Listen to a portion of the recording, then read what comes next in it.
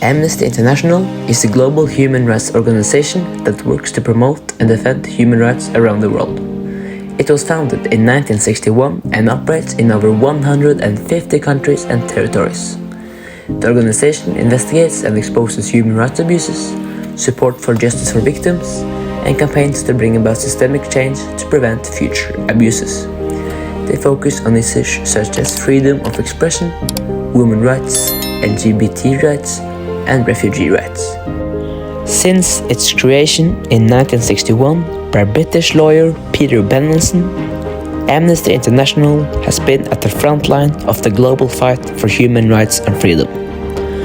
With a mission to create a world where human rights are enjoyed by all, the organization has done large research to document and expose a wide range of human rights abuses worldwide. From cases of torture and unfair trials, to censorship, discrimination, and gender-based violence. Amnesty International gets people involved, making things fair through things like protests, online petitions, and writing letters. They work hard to help people who are locked up for just speaking out peacefully. They're also a big part of stopping the death penalty worldwide, fighting for fair trials and lawyers for people facing it. Amnesty International also stands up for women's rights. They speak out against violence based on genders, unfair treatment, and when women's rights related to their bodies and health are violated. They want women to have a say in important decisions and fight for fairness for those who have been hurt by gender-based violence. Additionally, they help refugees and migrants. They want to keep them safe and stop them from being held captive or sent away from their countries.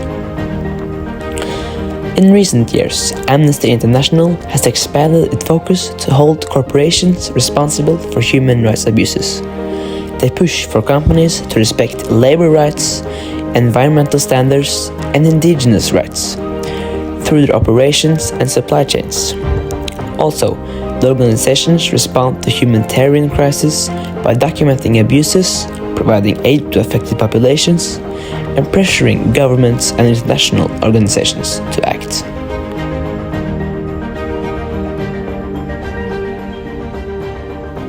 When people aren't treated right or can't speak up, it's like putting a lid on a pot ready to boil over. Take Aung San Suu Kyi in Myanmar, for example. She stood tall for a government that wouldn't let people have their say. When people stand up for what's fair, it's like shining a spotlight on what's wrong. Leaders start feeling the heat and might even change the rules to make things fairer. These fights brings people together like a team on a mission.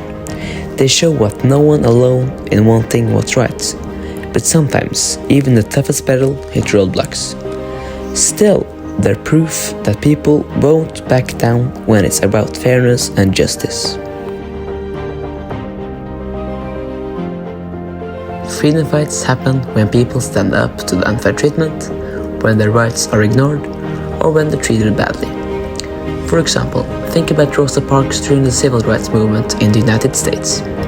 She refused to give up her seat on a bus to a white person, sparking a big protest against racial segregation. These fights for freedom make a big impact. They make more people aware of what's going on and put pressure on leaders to fix things. Sometimes this leads to actual changes in laws to protect people's rights and punish those who hurt others.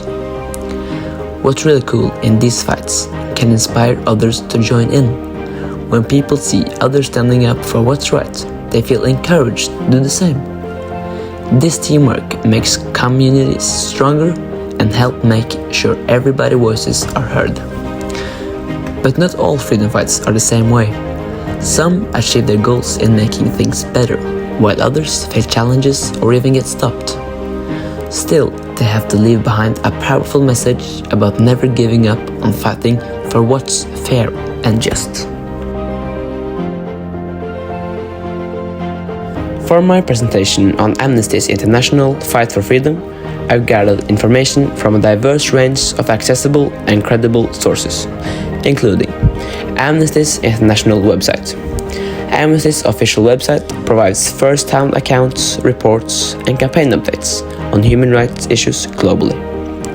This direct source offers reliable information straight from the organization itself. BBC News. BBC News covers global events and human rights extensively, offering diverse perspective and in-depth coverage of relevant topics.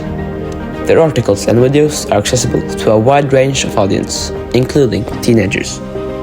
Teen Vouch. Teen Vouch frequently covers social justice issues, offering accessible information and analysts tailored to younger readers. Their website is a valuable resource for sparking critical discussions about human rights and activism among teens.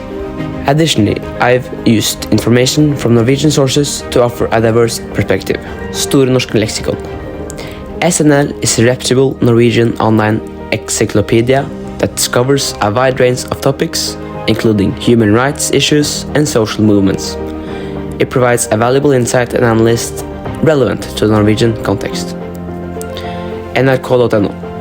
NRK is Norway's national broadcasting company, known for its comprehensive coverage of news and current affairs.